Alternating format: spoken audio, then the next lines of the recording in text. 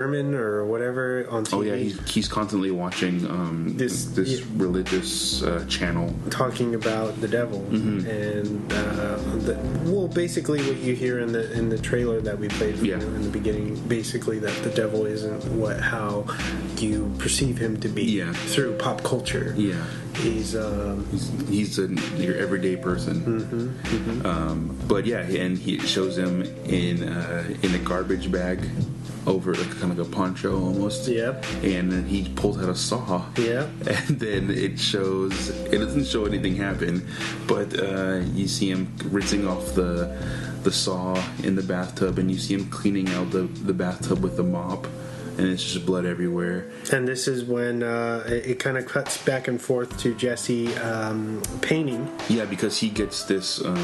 Before that, he that's when he's in his daughter's room, and he sees where the cross used to be in Ray's room, and that's when he goes down and he gets that voice in his head too, the same one that Ray hears, and he paints the upside down cross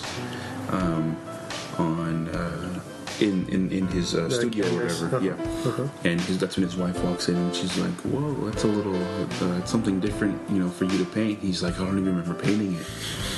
And he's like, I lost myself in the artwork or whatever, and that's when he takes it to an art gallery, right? Well, I think that's right after. But when the first child's killed, he then Jesse gets a voice in his head and tells him to. He basically starts to paint this huge mural thing, and you see that kid. He's painted his features inside the painting. It's almost like he's foreseeing what's happening, or like what premonition. It's like a premonition of the murder. He's these. It's like almost like the kids. The way that I take it is like the kids are talking to him. Yeah, because he even says, these kids, they have to be released. They want me to set them free, and I don't know how. Yeah, or whatever. So he starts becoming this tortured kind of character, and but at the same time, he's painting really, really well because of these voices, and so he goes to this gallery with I think the upside down cross. Yeah, the cross. He has like a USB basically, and he turns it into this gallery that he's never been able to get into before, and they like his work so much that they finally agree to have a meeting with him. Yeah. But then they want to have the meeting with him at the same time that he has to pick up his daughter from school, and his daughter is very territorial, and obviously she's a new kind of like fresh meat at school, so she's not very comfortable, probably doesn't get along with a lot of people yet. And earlier before any of this, we already see him when he paints the upside down cross. He gets so lost into the moment, he doesn't realize that it's already nighttime, and so she's already upset with him about leaving her at school, after hours, because he pulls up and it's already dark. Yeah. And she basically makes him swear on her grave that he will never do it again. Basically. Yeah. And then so we fast forward to that point where the art director basically of the gallery kind of says, I want to have this meeting at 3, and then he's like, well, that's impossible, I have to pick up my daughter at 3. And then so like, well, we can push it back to 2, but that's the best we can do. So he pulls up to what's his name's house? To Jesse's house. Yep. And he's kind of having a conversation. He's like, we really like your work. It's horribly like dark and tormenting almost.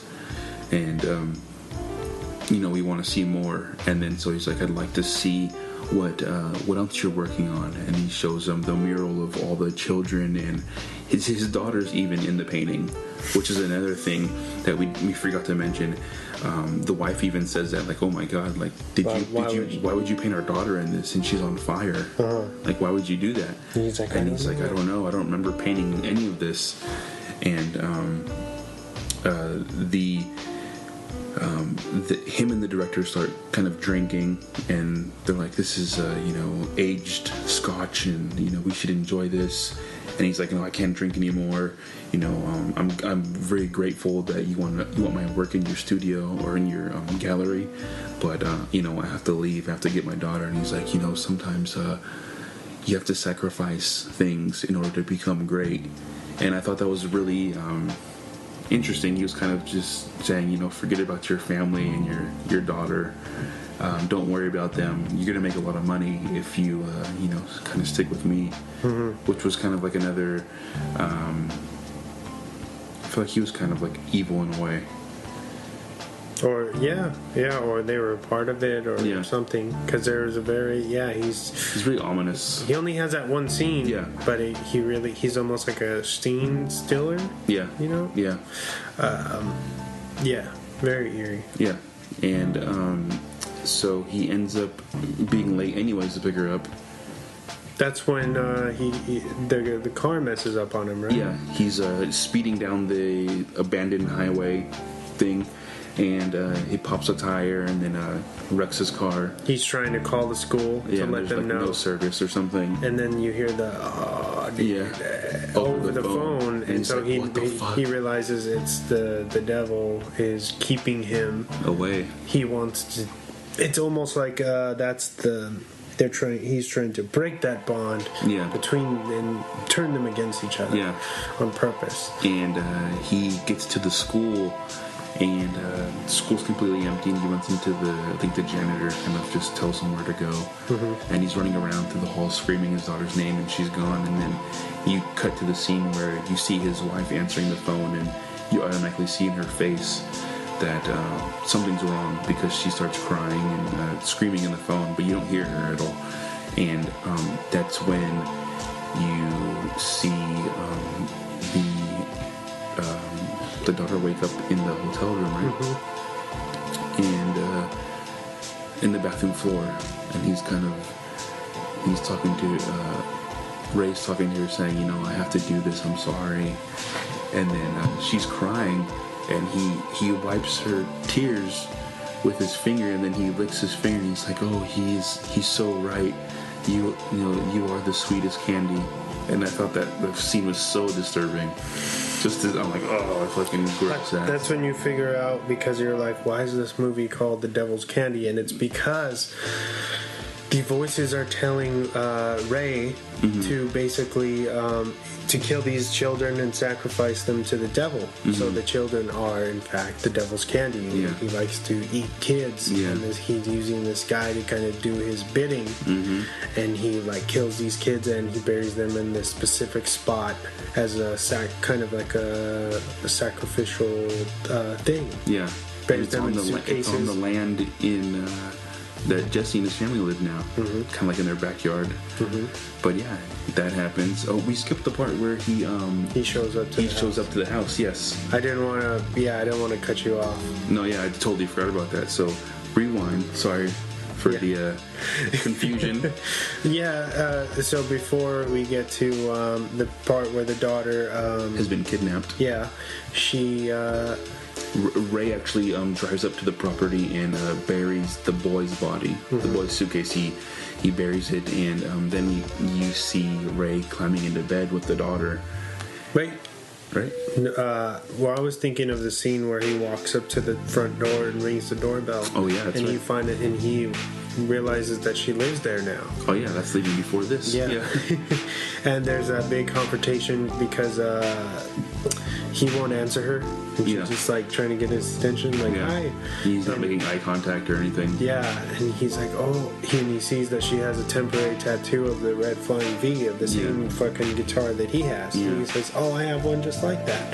And automatically, they kind of create this connection. Mm-hmm. And then what's his name? Jesse kind of comes around the corner, and he's like, "Oh, who is she? Who's this stranger?" He's like, "Can I help you?" Yeah. And he's like, "My mommy and daddy used to live here, but they're dead now. I want to come home." Yeah. And he's like, "Well, I'm sorry about your family, buddy, but you don't live here. You don't live here anymore. We do. This is our house." And that's when he kind of just walks away. He says, "I need to play it loud, or need to come in." I need to go to my room. Yeah, can I come in? And he's like, "No, you need to go now." And he shuts the door, and then sometime after, he ends up, he obviously had a key to the house. Yeah, because they hadn't changed the locks or anything. And he sneaks up to the daughter, Zoe's room, and she's sleeping. She's rolled over on her side, and you see him suddenly. He kind of creeps up into the bed. Yeah, and then I was like, "Oh my God, what's gonna happen?" And she wakes up, and then he grabs her mouth and he says, "No, you can't scream. Don't make any noise." He's like, "I don't want to do what he wants me to do." He's like, "I like you," and I think that's probably showing the human part of him kind of resisting a little bit. Yeah. But well, I think because he does have some type of connection with her where he feels bad for doing that. Yeah, well, and it's weird because it makes you wonder. This whole the movie it dabbles in, is it really the devil, or is this guy like sick? Yeah. Like, does he have a mental illness? And you can play this movie from both sides. Yeah. Really. Because it's so ominous. Yeah. Throughout. Yeah. But there is like a human side to him. Yeah. With Zoe's character. Yeah. And so Zoe wakes up, realizes what's going on. She screams for help from her parents. Yeah. The mom runs in and freaks out, attacks Raymond. Yeah, and he just knocks her down and starts running down the stairs. And with Zoe. At this time, Jesse has woken up from sleep before Ray had come in, and he walks to the barn, and he's I think he's staring at the painting. Maybe like sleepwalking, or kind of like in some type of trance. And he breaks out of it. He breaks out of it when he hears the screaming. He runs in, and as he's running in, Ray's running out and knocks him down. And then he tries grabbing onto his legs, and Ray just kicks him in the face and then runs off. And that's when they get the police involved, right? And they get put into when Ray kidnaps her the first time. Yeah. They're in the bathroom, and he's about to saw her up. Yeah. She gets free. She breaks the tape and runs out, and she's able to make it back home. And so he ends up coming. He comes back, and he gets her again. Yeah, but before that, the cops tell the dad, who this guy is who used to live there, and they get the psychological evaluation of him. When he was a kid, I guess he tried to do the same thing when he was a child in that house, and he was in the hospital for 20 years or whatever. And he explains to the dad, Jesse, that. In his report, he had said that the devil, or he wants the children as candy. He needs them to keep going or whatever, and that's what he was doing. And then he goes on to say that the he who's referring to is the devil, and he's like, we can put you guys in witness protection, and just to help you guys out.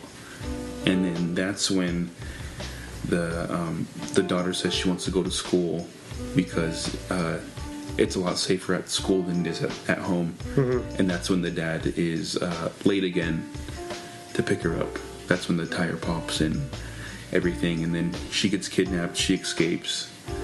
She goes to the police. And then the cops are getting ready to put them in witness protection. And there's two cops outside loading up the luggage and stuff, and they're in the house packing things up. And that's when Raymond crashes his car into one of the police officers and kind of pins her down. And smashes her with a rock. Yeah. And then he kills the other cop who's been injured also, kind of crawling to his gun. and smashes his head, and then he kind of picks up the gun and looks at it as if he's kind of like confused almost, kind of like a kid would almost.